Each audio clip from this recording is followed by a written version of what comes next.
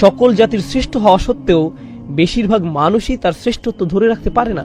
আল্লাহ তাআলা কোরআনে বিভিন্ন জায়গায় মানুষের অবস্থা বোঝাতে ইন্নাল ইনসান এই বাক্যাংশ ব্যবহার করেছেন।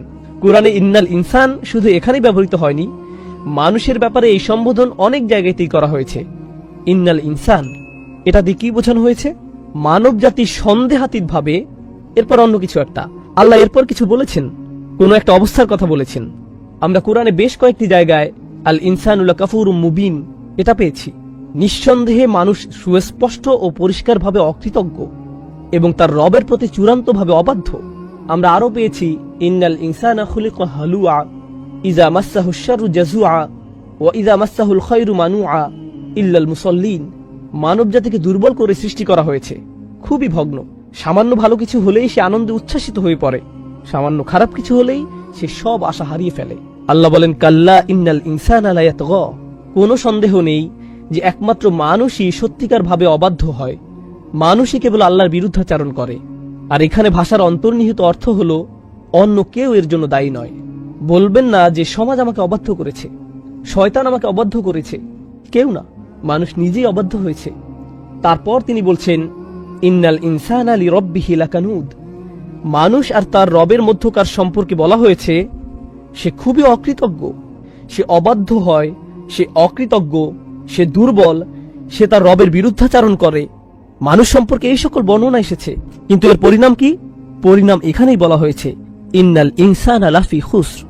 এটা মানুষ সম্পর্কে কোনো অবস্থা নয়, এটা তার আচরণের কোনো বর্ণনা নয়, বরং এখানে পরিণাম বলা হচ্ছে। এই সকল দুর্ব্যবহারের ফলাফল স্বরূপ বলা হচ্ছে মানুষ নিঃসন্দেহে চরম ক্ষতির মধ্যে ডুবে আছে। এই সূরার আরো সামনের দিকে যাওয়ার আগে আরো একটি বিষয় এখানে লক্ষণীয়, তা হলো সাধারণ মূলনীতি আর ব্যতিক্রম এক নয়। এখানে ইল্লা শব্দটি ব্যবহৃত হয়। যখন ইল্লা শব্দটি ব্যবহৃত হয় এর অর্থ হলো ব্যতীত। বাংলায় আমরা একে ব্যতীত বলি, বেশিরভাগ ক্ষেত্রে কি হয়? সংখ্যায় কোনটা বেশি হয়, সাধারণ মূলনীতি নাকি ব্যতিক্রম? সাধারণ মূলনীতি বেশি হয় আর ব্যতিক্রম খুবই কম দেখা যায়। আমরা বলি সে ছাড়া বাকি সবাই এসেছে। যখন আপনি বলেন যে সে ছাড়া, তার মানে খুব কম, একজন বা দুজন ছাড়া বাকি সবাই উপস্থিত। এখন এই সূরায় কোনটি মূলনীতি, কোনটিতে বেশিরভাগ অবস্থা বুঝাচ্ছে? ওয়াল আসর ইন্নাল ইনসানা লাফি খুসর, এটাই এখানে মূলনীতি। মানুষ মূলত ক্ষতির মধ্যে ডুবে আছে। তাহলে ব্যতিক্রম কি? তারা ছাড়া ইল্লাল্লাযীনা আমানু ওয়া আমিলুস সলিহাতি ওয়া তাওয়াসাউ বিল হাক্কি ওয়া তাওয়াসাউ বিস সবর, যারা ঈমান আনে, সৎ কাজ করে ইত্যাদি।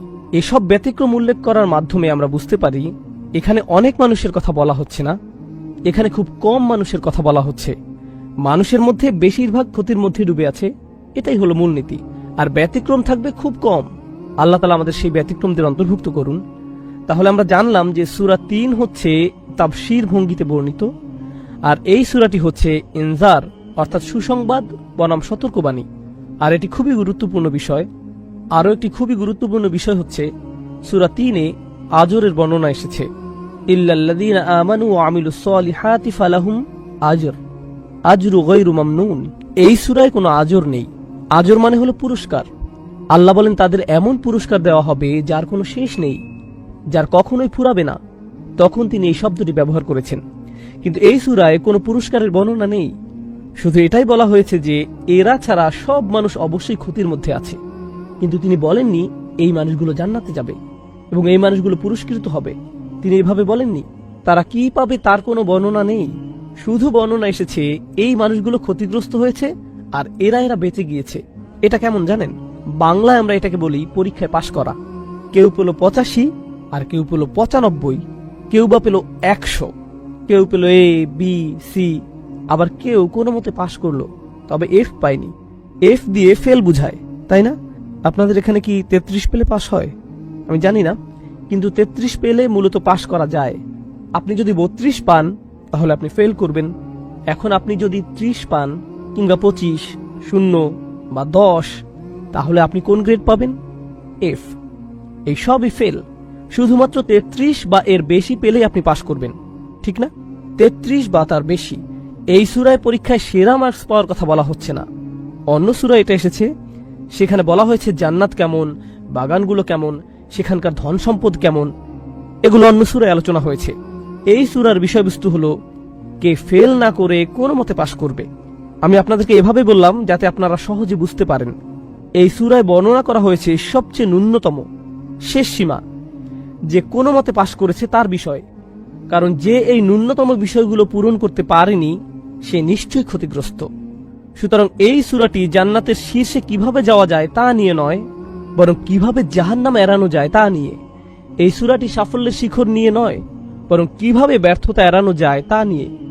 আপনারা এটা বুঝতে পারলে একটা সূক্ষ্ম বিষয় নিয়ে আলোচনা করতে চাই। কোনো সফল হওয়া নিয়ে আলোচনা আর বেঁচে যাওয়া নিয়ে আলোচনার পার্থক্য কি? আমরা বুঝতে পারছি এই সূরাটি সাফল্য নিয়ে নয়, বরং বেঁচে যাওয়া নিয়ে বলা হচ্ছে। এই দুটির মধ্যে পার্থক্য কি? যখন আপনি বাঁচা মরার সন্ধিক্ষণে থাকেন তখন আপনি সবকিছু ভুলে যান। আপনি যদি ডুবে যান, আপনি যদি আগুন লাগা কোনো বিল্ডিংয়ে থাকেন, আপনি যদি কোনো বিপদের মুখোমুখি হন, যদি আপনার বেঁচে থাকাই সংকটে পড়ে যায়, আপনি সবকিছু ভুলে যান। যখন আপনার বেঁচে থাকাটাই সন্দেহে পড়ে যায়, তখন আপনি বড় সাফল্য নিয়ে কথা বলেন না, তখন আপনি অর্জন করা নিয়ে কথা বলেন না। আপনি হয়তো কোনো অফিসে চাকরি করেন, আপনি যদি আপনার বসের সাথে প্রমোশন নিয়ে আলাপ করেন, তাহলে সেটা কিসের আলাপ? সাফল্য।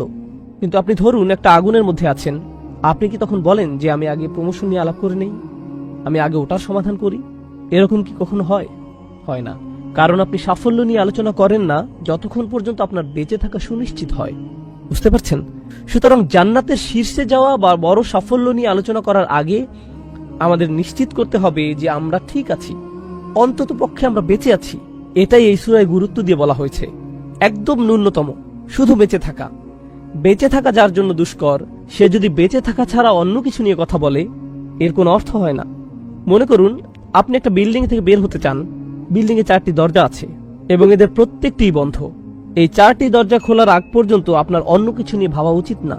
আর এগুলোই হলো সেই 4টি দরজা: আল ঈমান, আমিলুস সলিহাত, তাওয়াসাউ বিল হক, তাওয়াসাউ বিস সবর। এগুলোই আপনার বেঁচে থাকার দরজা। আপনাকে এগুলো খুলতে হবে যাতে আপনি বেঁচে থাকতে পারেন। এই অনন্য সূরায় এটাই চিত্রিত করা হয়েছে। এই সূরাটি আরো একটি বিষয় প্রমাণ করে। আমি আপনাদের শুধু বলেছি যে এখানে 4টি শর্ত আছে। এই 4টি বিষয় থেকে আমরা এটাও বুঝতে পারি যে নিজের মতো করে ভালো থাকাই আপনার জন্য যথেষ্ট নয়। নিজে নিজে ভালো থাকা যথেষ্ট নয়। আমাদের দ্বীন শুধু নিজেদের ভালো থাকতে বলে না, বরং অন্যদের ভালোটাও এখানে মুখ্য বিষয়। আর অন্যদের জন্য অন্যদের ভালো চাইবেন না, বরং আপনার নিজের জন্যই অন্যদের ভালো চাইতে হবে। এই সূরাটি হলো তার প্রমাণ। কিভাবে?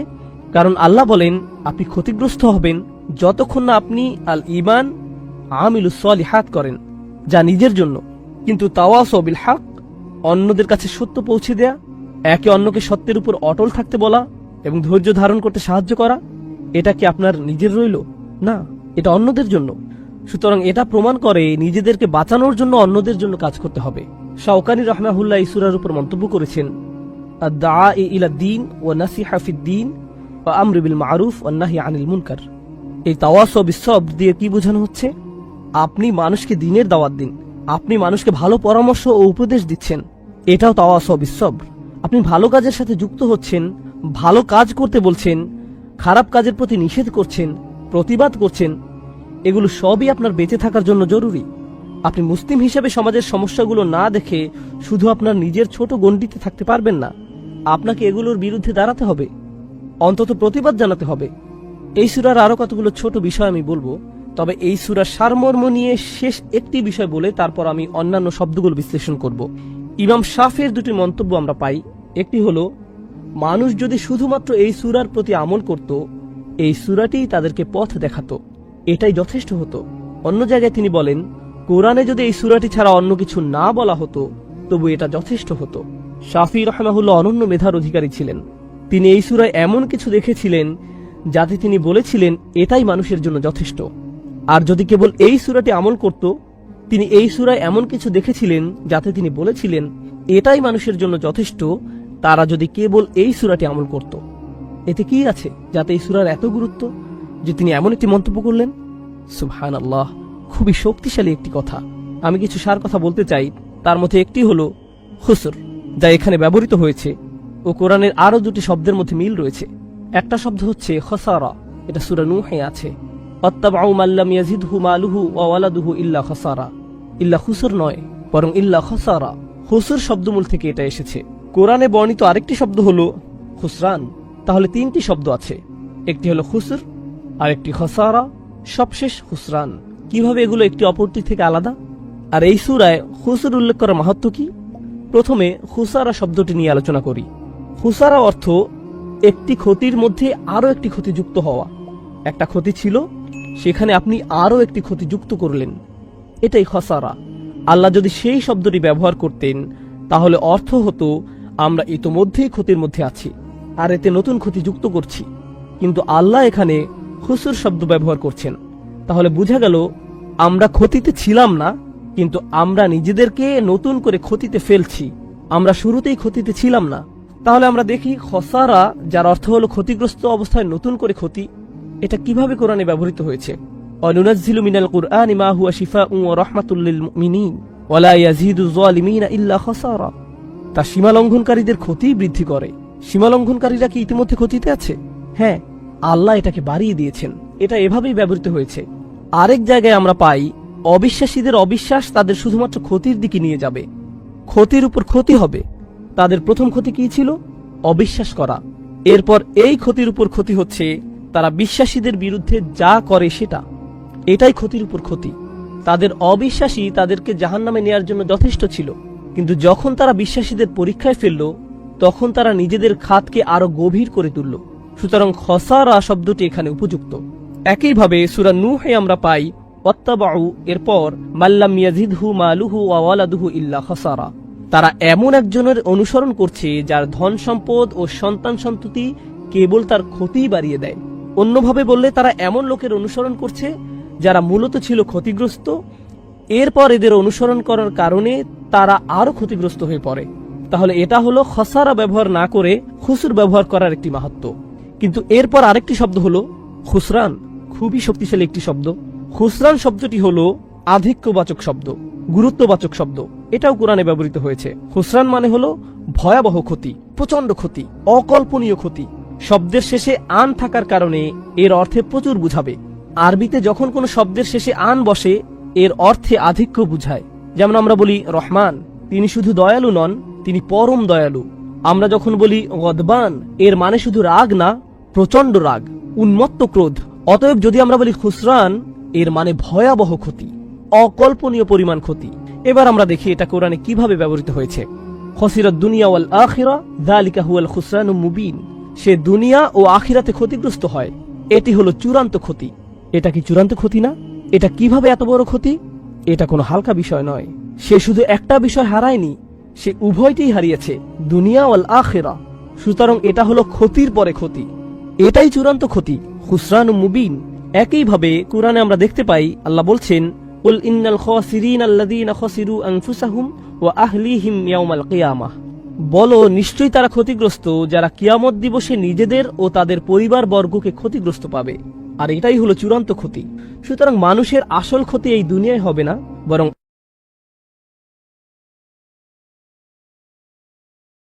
ইনশাআল্লাহ তাআলা আমরা সূরা আসরের দ্বিতীয় সেশন শুরু করতে যাচ্ছি। গত রবিবারে আমরা প্রথম সেশনটি করেছিলাম, আর সেটা ছিল মূলত এই অনন্য সূরাটির সারাংশ তথা মূল কথন।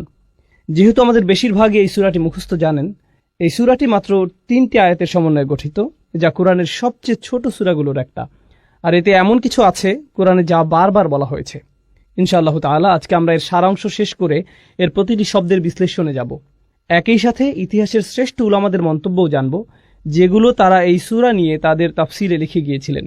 আজকে শুরুতে যে বিষয়টি বলতে চাই তা হলো এই সূরাটি সেসব সূরার অন্তর্ভুক্ত যেগুলো শুরুতে শপথ করা হয়েছে, কসম করা হয়েছে। আল্লাহ তাআলা অনেক সূরাতে শপথ করেছেন, সেগুলো নিয়ে আমরা পূর্বে আলোচনা করেছি। আল্লাহ কোনো বিষয়ে শপথ করলে এর মাহাত্ম্য কি, ভাষাগত অলঙ্কার শাস্ত্রে এর তাৎপর্য কি, আল্লাহ শপথ নেওয়ার উদ্দেশ্য কি। সরল ভাষায় বলতে গেলে ওয়াল আসর, আমি সময়ের নামে শপথ করছি। এটা যদিও এর ভাবানুবাদ, তবু আসল কথা হলো স্বয়ং আল্লাহ তাআলা এখানে শপথ করছেন, তিনি এখানে কোনো কিছুর কসম করছেন। আল্লাহ তাআলার কসম করার মাহাত্ম্য কি? এর কয়েকটি মাহাত্ম্য আছে। এর মধ্যে একটা হলো সে বিষয়টির গুরুত্বপূর্ণ বৈশিষ্ট্য। আল্লাহ যে বিষয়ে শপথ করেন তা নিঃসন্দেহে তাৎপর্যপূর্ণ এবং গুরুত্বপূর্ণ।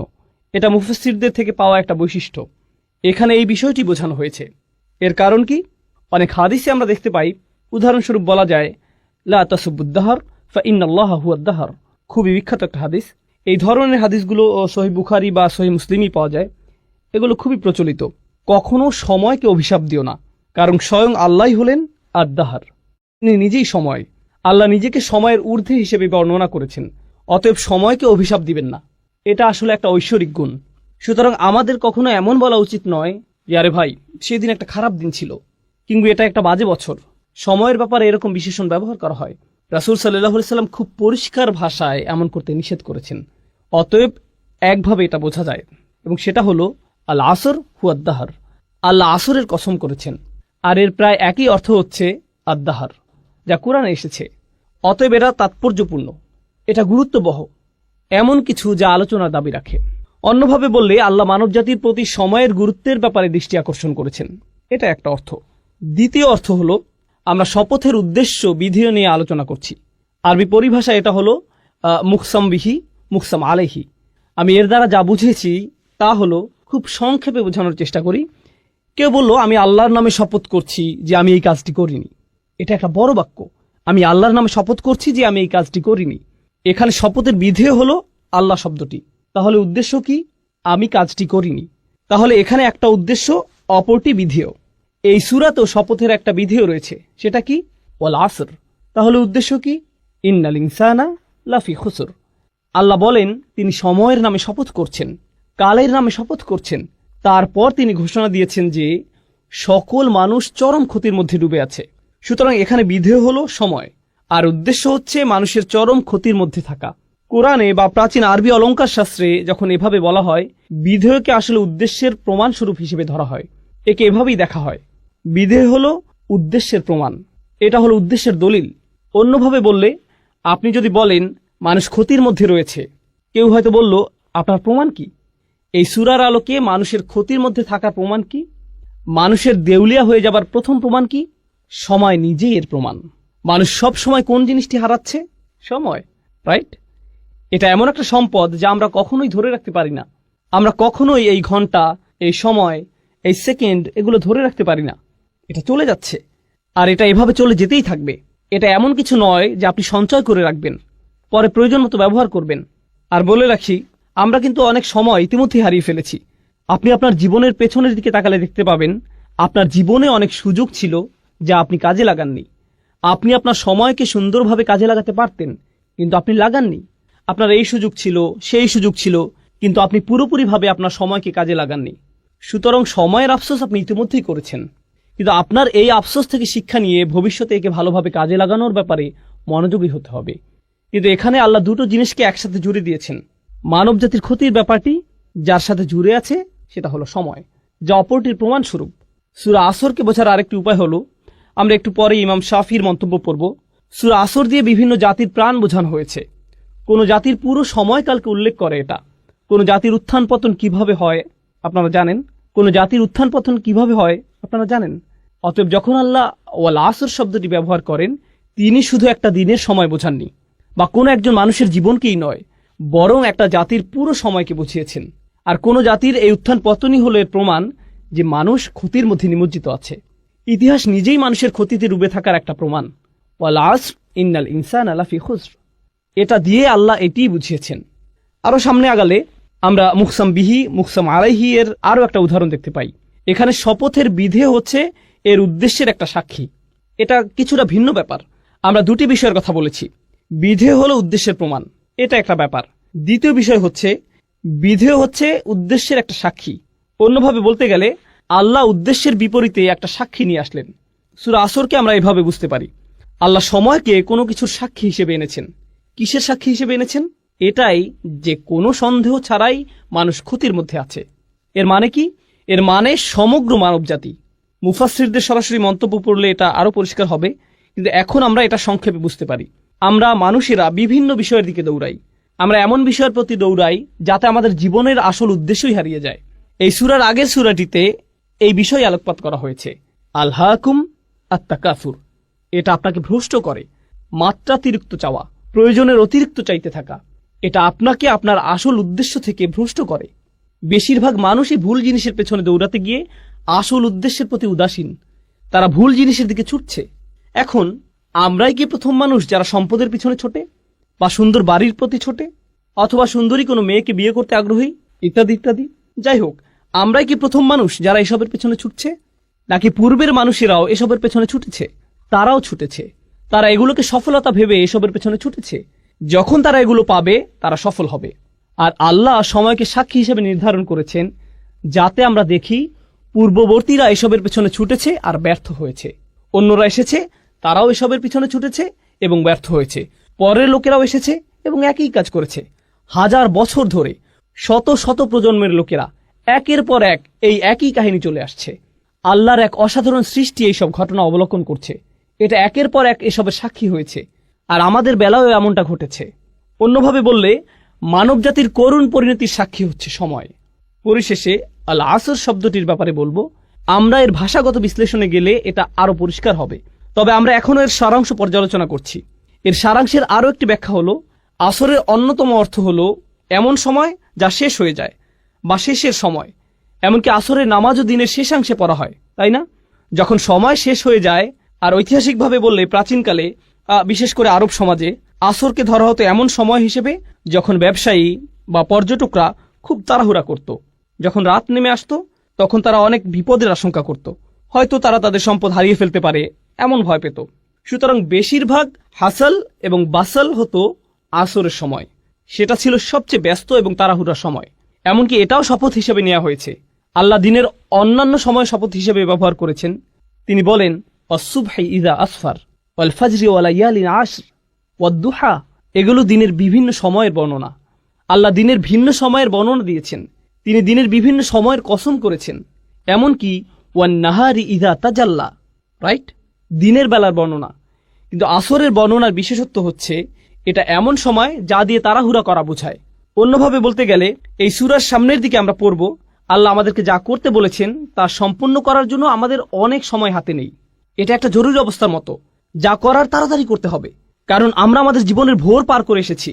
আমাদের জীবনের সূর্যাস্তের সময় ঘনিয়ে আসছে। সুতরাং আমাদের যা করার এখনই করতে হবে।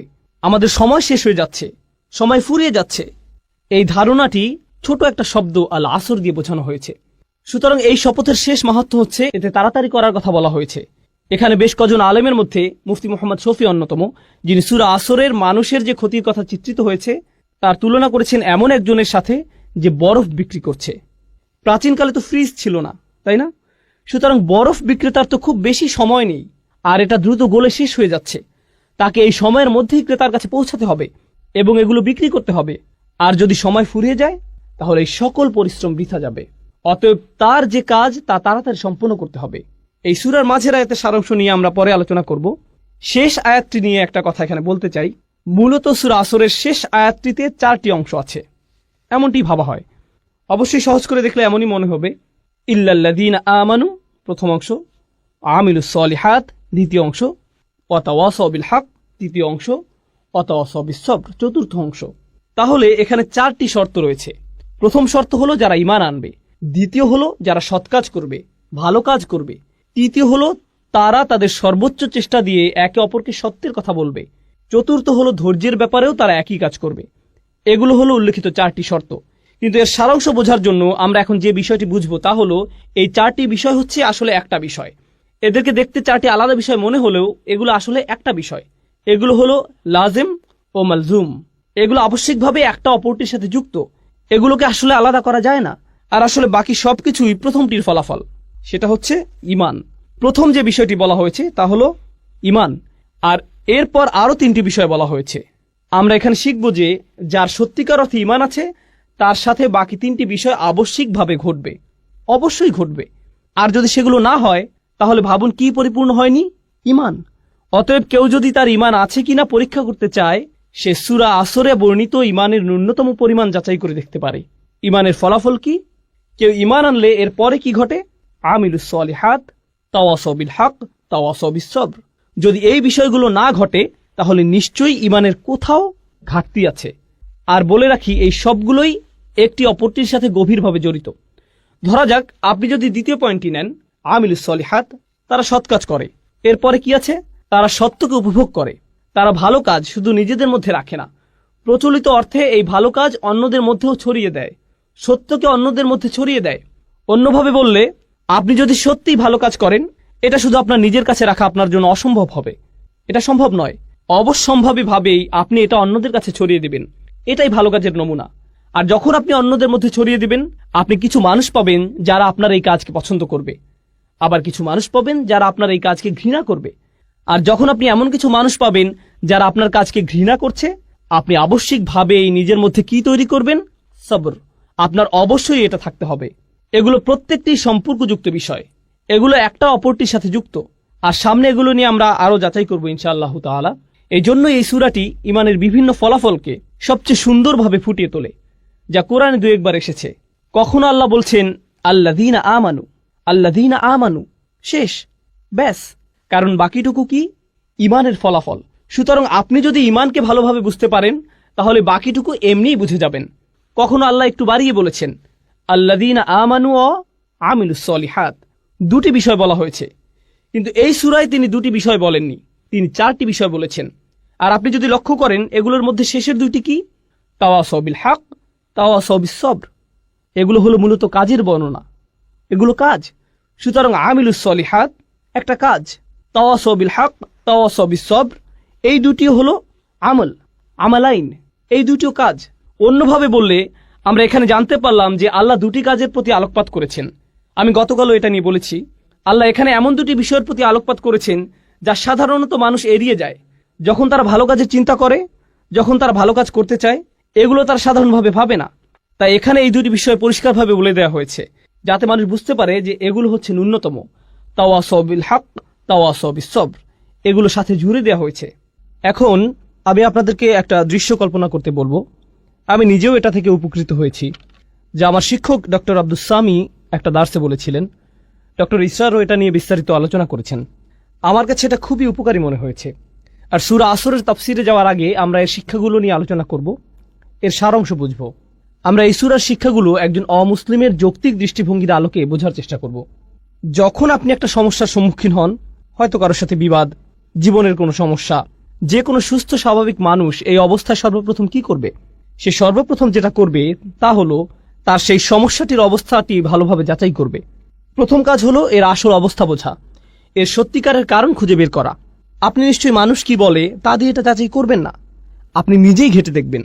আর এটা যত বড় সমস্যা, আপনি তত ভালোভাবে এর সত্যতা যাচাই করবেন। আপনি নিজে এর প্রকৃত অবস্থা খুঁজে বের করবেন। এখানে মুসলিম হওয়ার সাথে কোনো সম্পর্ক নেই, বরং এখানে সততার প্রশ্ন। একজন সৎ মানুষ, একজন সৎ বিচারক অবশ্যই এটা করবেন। ধরুন আপনার পরিবারে কোনো বিষয় ঝগড়া লেগেছে, আপনার পরিবারের কিছু সদস্য কোনো বিষয়ে ঝগড়া করছে, আর তারা বিষয়টি আপনার সামনে উপস্থাপন করলো। অসৎভাবে আপনি কি করলেন? আপনি হয়তো আপনার একজন কাজিনকে পছন্দ করেন না, আপনি অন্যজনকে পছন্দ করেন। আপনি যাকে পছন্দ করেন না তার বিরুদ্ধে আপনার রায় দিয়ে দিলেন, ঠিক? কিন্তু সত্যিকারের সততা বা ন্যায় বিচার কি? সেটা হলো আপনি প্রথমে ঘটনার প্রকৃত অবস্থা যাচাই করবেন। ওকে, এরপর আপনি যখন সত্যটি খুঁজে পেলেন, তখন আর এটা খুঁজে পাওয়াই যথেষ্ট নয়, বরং আপনি অবশ্যই এর পক্ষে দাঁড়াবেন, আপনি এর পক্ষে রায় দিবেন। আপনাকে এই সত্যের পক্ষে কাজও করতে হবে। এটাও হতে পারে যে আপনি সত্যটি খুঁজে পেয়েছেন, কিন্তু আপনি সেই সত্যটি পছন্দ করছেন না। আর যখন আপনি সেটা পছন্দ করছেন না, আপনার মন সেই সত্যের পক্ষে কাজ করতে সাড়া দিচ্ছে না। সুতরাং আপনি যা সত্য হিসেবে বিশ্বাস করছেন তা আপনার কাজে পরিলক্ষিত হচ্ছে না। আমরা এমন অবস্থাকে কি বলি? বিশ্বাসঘাতকতা। এটাই নিফাক, এটাই বিশ্বাসঘাতকতা। কিন্তু আপনি যদি কোনো কিছুকে সত্য হিসেবে খুঁজে পান, তখন এটা নিয়ে বাঁচা, এতে লেগে থাকা, বাস্তবায়ন করা, কাজে লাগানো, এটা আপনার সততার মধ্যে পড়ে। আর এটাই আবশ্যিক ফলাফল। এখন আপনার নিজের মধ্যে এটা নিয়ে আসা একটা ব্যাপার যে এটা অন্যায়, আমি এটা আর করব না। আমি খুঁজে পেয়েছি যে এটা একটা খারাপ কাজ, আমি আর কখনো এটা করব না। আমি খুঁজে পেয়েছি এটাই আমার করা উচিত, অতএব আমি এটাই করব। এখন আপনি যখন দেখেন অন্যরা এটা করছে, আমরা এমন একটা সমাজে থাকি যেটা নিজের চরকায় তেল দাও এই নীতিতে চলে। এটা নবীদের নীতি ছিল না, এটা মুসলিমদের নীতি নয়।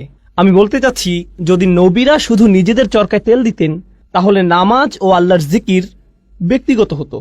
সূরা মুজাম্মিলে আমরা দেখি নবী করিম সাল্লাল্লাহু আলাইহি সাল্লামকে বলা হচ্ছে, কুমিল লাইলা ইল্লা কলিলা নিসফাহু আও ইনকুস মিনহু কলিলা আও জিদ আলাইহি ওয়ারাত্তিল কুরআনা তারতিলা। কুরআন পড়ো, আল্লাহকে স্মরণ করো, এটা তার নিজের জন্য। কিন্তু অন্য সূরায় আমরা কি দেখতে পাই? মুজাম্মিল ছাড়া অন্য সূরা কোনটি? মুদ্দাসসির। ইয়া আইয়ুহাল মুদ্দাসসির কুম ফাআনযির ওয়া রাব্বাকা ফাকাব্বির। ওঠো, যাও, সতর্ক করো। কাকে সতর্ক করো? অন্যদেরকে। তাদের বলো যে তারা যা করছে তা ভুল। এখন আপনি যদি আপনার সামনে কোনো কিছুকে ভুল হিসেবে জানেন আর আপনার সামনে তা হয়ে থাকে, মানুষ হিসেবে আপনি এটা মানতে পারবেন না। আপনি বলবেন তোমাদের এটা করা উচিত নয়। আপনাদেরকে একটা বাস্তব উদাহরণ দেই। ধরুন আপনি জানেন অন্যদের মাল সম্পদ নষ্ট করা ভালো নয়, এগুলো মানুষের হক, মানুষের মাল সম্পদের ক্ষতি করা অনুচিত। আপনি হয়তো রাস্তা দিয়ে যাচ্ছেন, কিছু বাচ্চা রাস্তায় ক্রিকেট খেলছে, আপনি দেখছেন ওরা খুব জোরে বল করছে, আর এটা গিয়ে অন্যের গাড়িতে লাগলো। এখন আপনি নীতিটা জানেন, নীতিটা হলো তাদের এটা করা উচিত নয়। আপনি নিজে এটা করছেন না, সুতরাং আপনি নিজে কোনো খারাপ কাজ করছেন না, আপনি অপরাধী নন, ঠিক আছে। কিন্তু সেটা কি যথেষ্ট? আপনি দেখে হেঁটে যাবেন, নাকি আপনার মাথায় আসবে যে আমার এদেরকে বলা উচিত যে এই কাজটি ঠিক নয়, আমি তাদেরকে বলি যে তাদের অন্যদের ক্ষতি করার কোনো অধিকার নেই, আমার ন্যায়ের পক্ষে দাঁড়ানো উচিত। যখন আপনি ন্যায়ের পক্ষে দাঁড়াতে চাইবেন তখন আপনার মাথায় অন্য চিন্তা আসবে যা আপনাকে ন্যায়ের পক্ষে দাঁড়াতে দিবে না। আপনার মাথায় কি আসবে? এরা সবাই মিলে আমাকে পেটাতে পারে, আমাকেই বল বানিয়ে খেলতে পারে, তাই না? গাড়ি ভাঙার বদলে আমাকেই ভেঙে দিবে, অতএব আমার মুখ বন্ধ রাখা উচিত। আমি জানি যে এটা খারাপ, আমি নিজে এটা করব না, কিন্তু আমার এই সাহস নেই যে আমি এদেরকে থামতে বলবো। আমি জানি এটা আমার করা উচিত, আমি অবশ্যই করব, কিন্তু আমার এই সাহস নেই যে আমি অন্যকে বলবো তোমারও এটা করা উচিত। অন্তত পক্ষে কাউকে বলুন। আপনি যদি কাউকে বাধ্য করতে না পারেন, অন্তত তাকে বলুন। এখন ব্যাপার হচ্ছে, একজন সৎ মানুষ, একজন সাহসী মানুষ শুধু নিজে সেই কাজ থেকে বিরত থেকেই ক্ষান্ত হয় না, তারা কি করে? তারা এটা নিয়ে কথা বলে। আর কাফিররাও এটা করে, অমুসলিমরাও এটা করে, মুশরিকরাও এটা করে। এদেরকেও হয়তো বিশ্বাস করে যে প্রাণীদের হত্যা করা উচিত নয় ইত্যাদি। তারা শুধু নিরামিষাশী হয় না, তারা কি হয়? প্রাণী অধিকার সংরক্ষক। তারা জনসম্মুখে তাদের দাবি জানায়। কোনো ব্যাপারে তারা প্রথমে নিজেরা বিশ্বাস করে, এরপর তারা নিজেরা সেটা মানে। এরপর কি করে? তারা জনসম্মুখে এর দাবি জানায়, এমনকি এর জন্য তারা মার খায় কিংবা হয়তো নির্যাতনের শিকার হয়। এরা কিন্তু মুসলিম নয়। যারা এমন কিছু করার সিদ্ধান্ত নিয়েছে, সবার জন্য একই প্রক্রিয়া। এগুলো কোথা থেকে এসেছে? এগুলো সবই তাদের বিশ্বাস থেকে এসেছে। তাদের বিশ্বাস খুবই শক্তিশালী হয়ে থাকে, এতটাই যে তাদের আচরণ এতে বদলে যায়। শুধু আচরণই বদলে ক্ষান্ত হয় না, এমনকি তারা এটা নিয়ে কথাও বলে। আর যখন তারা এটা নিয়ে কথা বলে, নানান সমস্যায় পড়ে, তারা ধৈর্য ধরে, মনে প্রাণে ধৈর্য ধরে, তারা লেগে থাকে। যাই হোক না কেন, আমরা এটা আদায় করবই। সুতরাং এই পুরো প্রক্রিয়াটা শুরু হয় বিশ্বাস থেকে। এখানে বলে রাখি, শুধু ইসলামেই এমন হয় না, বরং যে কোনো আদর্শের ক্ষেত্রে এটা প্রযোজ্য। কমিউনিস্টরা এমন করেছিল, টিএনএম স্কয়ারের ছাত্ররা এমন করেছিল, ইরানিরা এমন করেছিল। যখন তারা শাহদের বিপক্ষে জিতেছিল, তারা প্রথমে বিশ্বাস করেছে, তারা নিজেদের পরিবর্তন করেছে, তারপর তারা এর পক্ষে দাঁড়িয়েছে, এটা নিয়ে কথা বলেছে। যখন কোনো সমস্যায় পড়েছে, তারা ধৈর্য ধরেছে। এমনকি অমুসলিমদের ইতিহাসেও তাকালে গান্ধীর বিপ্লব সম্পর্কে দেখতে পারেন, একই ধারণা, একই যৌক্তিক মূলনীতি। বলে রাখি, মুসলিমদের কথা বাদ দিলাম, অমুসলিমদের মধ্যেও যখন কেউ এমন প্রচেষ্টা করে, যারাই এই নীতি অবলম্বন করেছে, এর অনুসরণ করেছে, তারাই ইতিহাসের নায়ক হিসেবে আবির্ভূত হয়েছে। যে এই নীতি মেনে নিয়েছে, ইতিহাসের নায়ক হিসেবে গণ্য হয়েছে। মার্টিন লুথার কিং বা যেই হোক, তাদেরকে ইতিহাসের সেরা মানুষ হিসেবে দেখা হয়, কারণ তারা তাদের বিশ্বাসে লেগেছিল আর তারা ন্যায়ের পক্ষে দাঁড়িয়েছিল। যে কোনো মূল্যেই হোক না কেন, তাদের জন্ম মৃত্যুদিন পালিত হয়, তাদেরকে নিয়ে বই লেখা হয়েছে, ভাস্কর্য করা হয়েছে। এই সবই করা হয়েছে কারণ তারা যে দেশ বা সংস্কৃতি থেকে আসুক না কেন, এটা হলো সততার প্রতি মানুষের সম্মান। কিন্তু ভাবুন, আপনি কোনো কিছুর জন্য লড়াই করছেন যা মূলত পরিপূর্ণ নয়। ইতিহাসের মহান মানুষেরা এর জন্য লড়াই করেছেন, তাদের চেষ্টা সংগ্রাম অনুসরণীয়। তারা এই লড়াই তাদের জীবন দিয়েছেন, যা হয়তো সত্যের পক্ষে, কিন্তু এটা কেবল সত্যের একটা ক্ষুদ্র অংশ, এটা পরিপূর্ণ নয়। কিন্তু আল্লাহ আমাদেরকে সত্যের পুরোটাই দিয়েছেন। তাহলে তারা যদি সত্যের ক্ষুদ্র একটা অংশের জন্য এতটা ত্যাগ করতে পারেন, আপনি কি এই সকল মানবাধিকার কর্মীর সাথে একজন মুসলিমের তুলনা করতে পারেন? একজন মুসলিমের কতটা ত্যাগের জন্য প্রস্তুত থাকা উচিত? আর তারা যদি নিজেকে পরিবর্তনে এতটা সচেষ্ট হয়, তাহলে একজন মুসলিমের নিজেকে পরিবর্তনে কতটা সচেষ্ট হওয়া উচিত? তারা যদি কোনো দাবি আদায়ে এতটা সোচ্চার হয়, তাহলে একজন মুসলিমের কতটা সোচ্চার হওয়া উচিত? তারা যদি কোনো একটা অন্যায়ের বিরুদ্ধে এতটা প্রতিবাদ জানাতে পারে, একই সাথে তাদের বিশ্বাসে একাগ্র থেকে সত্যের পক্ষে দাঁড়াতে পারে, কথা বলতে পারে, তা যে কোনো মূল্যেই হোক না কেন, আল্লাহর জন্য একজন মুসলিমের তার চেয়ে কতটা বেশি সোচ্চার হওয়া উচিত? কাফিরদের মধ্যেও ইমানের গুণ থাকতে পারে, তারা সবরের ক্ষেত্রে এতটাই দৃঢ় হয়ে দাঁড়াতে পারে, এমনকি একজন মুসলিমের চেয়েও। এজন্য সূরা আল ইমরানের শেষে আল্লাহ বলছেন, ইয়া আইয়ুহাল্লাযীনা আমানু ওয়াসবিরু ওয়াসাবিরু ওয়ারাবিতু ওয়াত্তাকুল্লাহ। তোমরা যারা বিশ্বাস স্থাপন করেছো, যারা নিজেদেরকে ধৈর্যশীল বলে দাবি করো, তোমরা ধৈর্যে প্রতিযোগিতা করো। অর্থাৎ আপনার শত্রুদের মধ্যেও সবর আছে, তাদের বিশ্বাস আছে, তারা সেই অনুযায়ী কাজ করে। আর এটা যত কঠিনই হোক না কেন, আমাদের ধৈর্য ধরতে হবে, আমাদের সামনে এগিয়ে যেতে হবে। আপনাকে তাদের সাথে সবরের প্রতিযোগিতায় নামতে হবে এবং প্রতিনিয়ত এটা চালিয়ে যেতে হবে। ওয়ারাবিতু ওয়াত্তাকুল্লাহ। আর আপনার এমন কিছু আছে যা তাদের নেই। আপনার তাকওয়া আপনাকে শক্তি দেবে, তাদের তাকওয়া নেই, এটা তাদের শক্তি যোগাবে না। আপনি সবরের এই প্রতিযোগিতায় তাদেরকে হারাতে পারবেন। সুবহানাল্লাহ। তাহলে তাফসিরে যাওয়ার আগে এটাই ছিল এই সূরার সারাংশ। এখন ইনশাআল্লাহ তাআলা শুরু করতে পারি। আমরা প্রথমে ওয়াল আসর আয়াতটি নিয়ে শুরু করব। আমরা ইতিমধ্যে শপথ ও তার মাহাত্ম্য নিয়ে আলোচনা করেছি। তাহলে আমরা কিছু সাহাবী এবং সালাফদের মন্তব্য পড়তে চাই। আমরা ইবনে আব্বাস রাদিয়াল্লাহু তাআলা আনহুর মন্তব্য দিয়ে শুরু করব। তিনি বলেন, এটা যুগের প্রতি ইঙ্গিত করে, অর্থাৎ বিভিন্ন জাতির সময়কালকে এবং বিভিন্ন যুগ ও শতাব্দীর প্রতি, যা মানবজাতি পার করে এসেছে। অন্যভাবে বললে, যখন আমরা বলি মানুষ ক্ষতির মধ্যে থাকার প্রমাণ হিসেবে আল্লাহ মানবজাতির সমগ্র ইতিহাসকে দাঁড় করিয়েছেন, এমনকি আজ পর্যন্ত, এটাই ইবনে আব্বাস রাদিয়াল্লাহু তাআলা আনহু এক কথায় বলেছেন। ইবনু কিসান বলেছেন, আসর বলতে দিন ও রাত্রিকে বোঝানো হয়েছে। অন্যভাবে বললে, মানুষের রাত ও দিনের মধ্যে পার্থক্য অনুধাবন করে বোঝা উচিত যে সে ক্ষতির মধ্যে আছে। একজন মুসলিম যখন রাতের আধার দেখে এবং যখন সে দিনের আলো দেখে, সুবহানাল্লাহ। সুতরাং এটা বলা খুব সহজ যে দেখুন তারা কি বলছে, কিন্তু যখন তারা এটা বলছে, এর অর্থ আসলে কি? কুরআন পড়ে আমরা কি বুঝলাম, আর দিন বা রাতকে আমরা কিভাবে দেখি, আর কিভাবে আমরা সময়কে দেখি, এগুলো প্রবাহমান বিষয়। মাঝে মাঝে আমরা সালাফদের বিভিন্ন তাফসির দেখি, এক শব্দ বা দুই শব্দ, পুরো আয়াতের তাফসির মাত্র একটা শব্দ। কিন্তু আপনি যদি সেই শব্দটি নিয়ে চিন্তা করেন, আপনি বুঝতে পারবেন এই মানুষগুলো কতটা গভীর জ্ঞানের অধিকারী ছিলেন। তারা খুব অল্প কথায় অনেক কিছু বলে গিয়েছেন। এটা আমরা বললে অনেক কথার প্রয়োজন হয়, কিন্তু তারা খুব অল্প কথায় অনেক কিছু বলেছেন। তাদের ভাষা ছিল অলংকারপূর্ণ। এরপর একইভাবে হাসান আল বাসরি বলেছেন, এটা দিনের শেষাংশ থেকে সূর্যাস্ত পর্যন্ত সময়কে বোঝানো হয়েছে। এখানে আসরের শুরু থেকে সূর্যাস্ত পর্যন্ত সময়কালকে বোঝানো হয়েছে, যা আমি আপনাদেরকে আগেই বলেছি যে প্রাচীনকালে এই সময় অনেক ব্যস্ততা এবং তাড়াহুড়া থাকত। এটা দিয়ে একটা যুগের পরিসমাপ্তিও বোঝানো হয়। মানে হচ্ছে এক একটা দিন এক একটা যুগের মতো, অতএব একটা যুগের শেষ। এটা দিয়ে মূলত বোঝানো হয় যে মানুষের জীবন মূলত মৃত্যুর কিনারায়। মানুষ তার জীবন শেষ হওয়ার কিনারায় দাঁড়িয়ে, ঠিক যেভাবে সূর্যের আলো নিভে যায় আর অন্ধকার নেমে আসে। আপনার এই দুনিয়াবী জীবনটাও শেষ হওয়ার পথে, আর আপনি মৃত্যুর দিকে এগিয়ে যাচ্ছেন। বিষয়টিকে এভাবে ভাবুন, তাহলেই আপনি নিজের মধ্যে ব্যস্ততা নিয়ে আসতে পারবেন। কাতাদা রাদিয়াল্লাহু তাআলা আনহু বলেন, এটা হলো দিনের শেষ ভাগ। দুজনেই মন্তব্য করেছেন যে এটা হলো আসরের নামাজ। আসর সম্পর্কে তাদের অভিমত হলো এটা হচ্ছে সালাতুল আসর। আর এটা মূলত তাফসির করার একটা পদ্ধতির আলোকে বলা হয়। সেটা হলো, যখন আল্লাহ কোনো কিছু নিয়ে কসম করেন, তার অর্থ এটা অবশ্যই কোনো পবিত্র বিষয়। কসম করার কয়েকটি অর্থের মধ্যে এটা অন্যতম। এই পদ্ধতির আলোকে তারা বলেছেন আসরের নামাজ হলো পবিত্র। কিভাবে এটা পবিত্র? আল্লাহ বলেন, হাফিজু আলাস সালাওয়াত ওয়াস সালাতিল উস্তা, তোমরা নামাজকে সংরক্ষণ করো, বিশেষ করে মাঝের নামাজকে। আর মাঝের নামাজ কোনটা? আসরের নামাজ।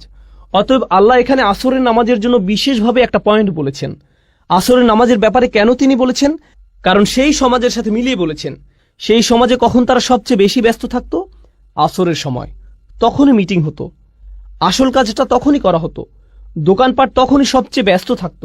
যখন দোকানপাট সবচেয়ে বেশি ব্যস্ত থাকে, তখন সেটা বন্ধ করে নামাজে দাঁড়ানো সবচেয়ে কঠিন হয়, তাই না? যখন কোনো গুরুত্বপূর্ণ মিটিং হয়, ঠিক তখনই আসরের সময়, যাতে তাদের দুনিয়াবী কাজ তারা বাদ দিয়ে নামাজে দাঁড়াতে পারে।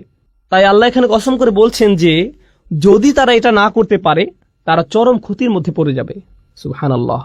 তারপরে আইসার তাফসিরে আমরা দেখি, এখানে বলা হয়েছে আদ-দাহরু কুল্লুহু, আসর দিয়ে পুরো সময়কে বোঝানো হয়েছে। আর শাব্দিক বিশ্লেষণে আমরা দেখতে পাই এতে আছে আদ-দাহর ও আল আসর। সূরা ইনসানে আল্লাহ বলছেন, হাল আতা আলাল ইনসানি হিনুম মিনাদ দাহর। এখানে দাহর শব্দটি ব্যবহৃত হয়েছে, আর এই সূরায় আসর শব্দটি ব্যবহৃত হয়েছে। অতএব আমরা এই দুইটি শব্দের মধ্যে পার্থক্য বুঝতে পারলাম। যাই হোক, আইসার তাফসিরে সময়কে বা সময়ের কিছু অংশকে বোঝানো হয়েছে। এখানে সময়ের অংশ বলার কারণে কিছু কিছু মুফাসসির বলছেন আসর বলতে এখানে নবীজি সাল্লাল্লাহু আলাইহি সাল্লামের জীবনকালকে বোঝানো হয়েছে। তারা একে এভাবে ব্যাখ্যা করেছেন, কারণ কোরআনের অন্যান্য জায়গায় আল্লাহ নবীজির জীবনের শপথ করেছেন, লা উমরুকা, তিনি নবী সাল্লাল্লাহু আলাইহি সাল্লামের জীবনকালে শপথ করেছেন। তাই তারা এখান থেকে এই অর্থ নিয়েছেন যে যখন আল্লাহ বলেন ওয়াল আসর, তার অর্থ এটা দিয়ে নবীজি সাল্লাল্লাহু আলাইহি সাল্লামের জীবনকে বোঝানো হয়েছে। অন্যভাবে বললে শেষ নবীর জীবনকে পুরো মানব জাতির জন্য এমনভাবে পাঠানো হয়েছে, যদি তারা তাকে অনুসরণ না করে তবে তারা ক্ষতির মধ্যে পড়ে যাবে। এ দুটোর মিল বুঝতে পারছেন? কারণ এটা হচ্ছে এই পৃথিবীর সূর্যাস্তের সময়ের মতো, সূর্যাস্ত হওয়ার মতো ঘটনা। তিনি হচ্ছেন শেষ নবী। শেষ নবীর আগমন এই পৃথিবীর শেষ হওয়ার জন্য অনেক বড় একটা নিদর্শন, আর তার জীবনটাই মানুষের এই চরম ক্ষতির অনেক বড় একটা প্রমাণ। সুতরাং এভাবে তারা আল আসর শব্দটির ব্যাখ্যা করেছেন। এরপরে আল জুজাজি বলেন অর রব্বিল আসর। আসলে মুফাসসিরদের মধ্যে কিছু কিছু মুফাসসির এভাবে ব্যাখ্যা করেছেন, যখন আল্লাহ তাআলা কোনো সৃষ্টি নিয়ে কসম করেন তারা ধরে নেন রব শব্দটি মাহযুফ, এর আগে রব ধরে নিতে হবে। সুতরাং তিনি বলেন আমি সময়ের স্রষ্টার নামে শপথ করছি। যখন আল্লাহ বলেন ওয়াল ফাজর, এই মুফাসসিরগণ এর ব্যাখ্যা করেছেন অরব্বিল ফাজর, ওয়াদ্দুহা অরব্বিদ দুহা, এভাবে তারা এগুলো ব্যাখ্যা করেছেন। ইতিহাসে কিছু মুফাসসির এমনটি সব সময় করে গেছেন। যদিও এই মতটি সংখ্যায় নগণ্য, তবু আমি এটা আপনাদের সাথে শেয়ার করা জরুরি মনে করি, কারণ এটাও আহলে সুন্নাহ ওয়াল জামাতেরই অংশ, এটা আমাদের ইতিহাসেরই অংশ। যাই হোক, সবশেষে ইবনে কাসির রাহিমাহুল্লাহ বলেন এটা দিয়ে পুরো সময়কে বোঝানো হয়েছে, যাতে আদম আলাইহিস সালামের সন্তানদের যে কোনো কাজ সংঘটিত হয়েছে, তা হোক ভালো কাজ বা মন্দ কাজ। আর এই ভালো মন্দ উল্লেখ করে তিনি বলতে যাচ্ছেন যে মানুষ যাই করে তার বেশিরভাগই কি হয়, খারাপ না ভালো। যেহেতু তারা খারাপ কাজটাই বেশি করে, তাই তারা ক্ষতির মধ্যে আছে। সময় দিয়ে বোঝানো হয়েছে তাদের দুটো করারই সামর্থ্য আছে, কিন্তু তারা যেহেতু বেশি খারাপ কাজ করে তাই তারা ক্ষতির মধ্যে আছে। এখন আমরা শুধু আসর শব্দটির শাব্দিক বিশ্লেষণ দেখব। আসর শব্দটি একটা ক্রিয়ামূল থেকে এসেছে, যার মূল শব্দ হল আসরাহু আও ইতাসারাহু, দুটি ব্যবহৃত হয়েছে। ইফতিয়াল একই সাথে সুলাসি মুজাররাদও ব্যবহৃত হয়েছে, যার শাব্দিক অর্থ হলো তিনি চাপ দিয়েছেন, চিপে বের করেছেন, নিংড়ে নিয়েছেন। এমন কোনো কাপড়ের কথা ভাবুন যা পানিতে চুবানো ছিল, আপনি সেটাকে তুলে এমনভাবে নিংড়ে নিলেন যাতে সমস্ত পানি বের হয়ে আসলো। এভাবে এটা ব্যবহৃত হয়েছে। ফল দিয়ে ওটা বোঝা যেতে পারে, আপনি এমনভাবে ফল চাপ দিলেন যাতে এর সমস্ত রস বের হয়ে আসলো। আরবিতে রস বলা হয় আসিরকে, আর এর ক্রিয়ামূল হলো ইতাসারাহু। উদাহরণস্বরূপ ইতাসারাত তুফাহ, এর মানে হচ্ছে সে আপেলের রস বের করে ফেলল, কোনো কিছু নিংড়ে বের করা। এটা হচ্ছে প্রথম অর্থ। আসর সাওবান, সে কাপড় থেকে পানি বের করে ফেলল। এরপর কোরআনে আমরা পাই অফিহি ইয়াসিরুন, এটা হলো মুদারে। এভাবেও কোরআনে এসেছে অফিহি ইয়াসিরুন, তারা এ থেকে জুস বের করে নিল। যেভাবে তারা আগের কালে আঙুর বা জলপাই জাতীয় ফল থেকে মদ বানাতো, এখানে সে চিপে বের করা বলতে এরকম বোঝানো হয়েছে, যেভাবে রস বের হয়ে আসে। একজন কবি বলেন আমাদের নেতাদের মধ্যে কেউ যদি আপনার মতো এভাবে চিপে বের করে দিত, মানে হচ্ছে এক গোত্রের একজন অন্য গোত্রের নেতার কাছে গিয়ে কিছু টাকা পয়সার আশা করত। সে টাকা পয়সা পাওয়ার আশায় তাকে গিয়ে বলতো আপনার এত টাকা আছে, আপনি যা খরচ করেন তা তো কেবলমাত্র কিছু বিন্দুকণা, এই ধনভাণ্ডারের পুরোটাই আপনার আছে। আমার আশা আমাদের নেতারাও আপনার মতো এভাবে টাকা খরচ করত, যদি আমরা তার কিছু বিন্দুকণা উপভোগ করতে পারতাম। আসলে সে তাকে প্রশংসা করত যাতে সে কিছু টাকা পেতে পারে। এটাই কাব্যের বৈশিষ্ট্য। এই কবিতাগুলো পড়ার সুবিধা হচ্ছে এ থেকে আপনি তৎকালীন আরবের ভাষার ব্যবহার সম্পর্কে ধারণা পাবেন। এতে আমরা বুঝতে পারবো আল্লাহ তৎকালীন আরবের মানুষের সাথে কি ভাষায় কথা বলেছেন, কারণ এটাই তাদের ভাষা, এই ভাষাতেই তারা কথা বলে। এরপরে আমরা দেখি আসরাত শব্দের ব্যবহার। প্রাচীন আরবের একটা চমৎকার শব্দ। এটা এমন নারীকে বোঝাতে ব্যবহৃত হয়েছে যে তার পূর্ণ যৌবনে পা দিয়েছে, কেউ তার যৌবনের শেষ অবস্থায় পড়েছে, তখনই আসরাত স্ত্রীবাচক শব্দ ব্যবহৃত হয়েছে। অথবা এমন মেয়ের ক্ষেত্রে যে প্রাপ্তবয়স্ক হয়েছে, তখনও আসরাত শব্দের ব্যবহার হয়েছে। এখানে আমরা পাই মেঘেরা এমন অবস্থায় পৌঁছেছে যাতে বাতাস এসে তাদের নিংড়ে দিয়ে যায়। এটা একটা ছবির মতো ভাষা। মেঘগুলো কাপড়ের সাথে তুলনা করা হয়েছে, যা এমনভাবে চিপড়ানো হয় যাতে বৃষ্টি ঝরে পড়ে। কুরআনেও আমরা এই শব্দের ব্যবহার দেখতে পাই। ও আনজালনা মিনাল মুসিরাতি, একই শব্দ। ও আনজালনা মিনাল মুসিরাতি মা আন সাজ্জাজা, একই মূল শব্দ ব্যবহৃত হয়েছে। আমরা মেঘমালা সৃষ্টি করেছি যা নিংড়ে বের করা হয়, অর্থাৎ বাতাসে এরা একে অপরের সাথে ধাক্কা খায়, এভাবে এগুলো চাপ খায় এবং বৃষ্টি পড়ে। এই আয়াতে এরকম চিত্র আমরা দেখতে পাই। আমি আপনাদের আগেও বলেছি, আমি এখন বলছি এটা কোথা থেকে এসেছে। শরহে শাফিতে শিহাব লিখেছেন আসর হচ্ছে এমন একটা সময়কাল যখন কেউ মারা যায়, অথবা এমন সময়কাল যা ইতিহাসে দেখা যায় যখন কোনো জাতি বিলুপ্ত হয়। যখন কোনো জাতি ধ্বংস হয়, এটা আমি আপনাদেরকে শুরুতে বলেছিলাম। এমন সময় যখন তাড়াহুড়া করা হয়, কিংবা এমন সময় যাতে মানব জাতির করুণ পরিণতি ঘটে। আসরের সাথে এই দুটি অর্থই সম্পৃক্ত। পরিশেষে আমরা আরো কিছু দেখি, যেমন মা ফাআলতুহু আসরান। এটা বলতে বোঝানো হয় আমার কাজটি যখন করা উচিত ছিল আমি তখন করিনি। সুতরাং আসর হচ্ছে এমন সময় যাতে আপনার কোনো কিছু করা উচিত। সূরা আসরে এটা যেভাবে প্রয়োগ করা হয়েছে সেটা আমরা এভাবে বুঝতে পারি, ওয়াল আসর ইন্নাল ইনসানা লাফি খুসর। মানুষ নিঃসন্দেহে ক্ষতির মধ্যে আছে, আর এর পরিবর্তনের সময়টি হচ্ছে এখন, এই মুহূর্তে এটা পরিবর্তন করা উচিত। আসর শব্দের এটা একটা মাহাত্ম্য। একইভাবে এমন সময় এসেছে যখন তার আসার কথা নয়, এমন সময় যখন তার আসার কথা নয়। এগুলো হচ্ছে শুধুমাত্র আসর শব্দের অর্থ। আমাদেরকে সময়ের প্রতি গুরুত্ব দেওয়ার কথা বলা হয়েছে, যা প্রতি মুহূর্তে আমাদের কাছ থেকে হারিয়ে যাচ্ছে। মুফাসসিরদের বিভিন্ন মন্তব্যের সূক্ষ্ম ব্যবহার বা ব্যাকরণগত পর্যালোচনা আমাদের কাছে কিছুটা কঠিন লাগতে পারে, কিন্তু আসুন আমরা ভেবে দেখি এটা কিভাবে আমাদের কাজে লাগতে পারে। আমাদের দিনে 24 ঘন্টা সময় আছে। এর মধ্যে কয় ঘন্টা আমরা ঘুমিয়ে কাটাই, কয় ঘন্টা আমরা কাজ করি, কয় ঘন্টা আমরা দুনিয়ায় সঞ্চয়ের কাজে ব্যবহার করি, হয়তো দুনিয়ার বিল পরিশোধ করার কাজে, কিন্তু কয় ঘন্টা আমরা আখিরাতের বিল পরিশোধ করার কাজে ব্যবহার করি, কয় ঘন্টা আমরা আল্লাহর হিসাব নিকাশের সামনে দাঁড়ানোর জন্য নিজেদের প্রস্তুত করি। এখানে বাৎসরিক একটা হিসেব আপনাকে দিতে হবে, কিন্তু আসল হিসাব সামনে আসছে, যেখানে আমাদের প্রত্যেকটি কাজের হিসাব আমাদের দিতে হবে। আমি এটা সবসময় বলে থাকি, এই সূরায় আসর শব্দটির ব্যবহারের তাৎপর্য হলো এখানে একটা দিনের অংশ বোঝানো হয়েছে। আল্লাহ আমাদেরকে আমাদের পুরো জীবনকে তুলে ধরেছেন, যদিও এটা কেবলমাত্র একটা দিন, মাত্র একদিন।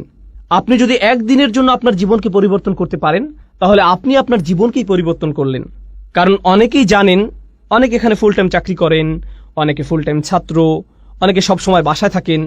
এই দিনগুলো প্রায় একই রকম হয়ে থাকে, একই কাজ, একই রুটিন, একই কাজ বারবার করতে হয়।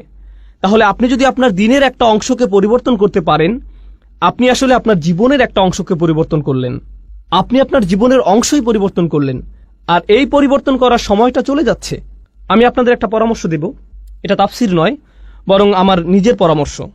তা হলো, রমজানে আমরা আমাদের পরিবর্তন করি, আমরা ঈদের সময় বিভিন্ন পরিবর্তন আনি, আমরা বিশেষ কোনো অনুষ্ঠানে আমরা আমাদের নিত্যকার রুটিনের পরিবর্তন আনি, হয়তো পরিবারের কোনো সদস্যদের মৃত্যুতে, হয়তো সন্তান জন্মের উপলক্ষে, ইত্যাদি কারণে আমরা এই পরিবর্তনগুলো আনি।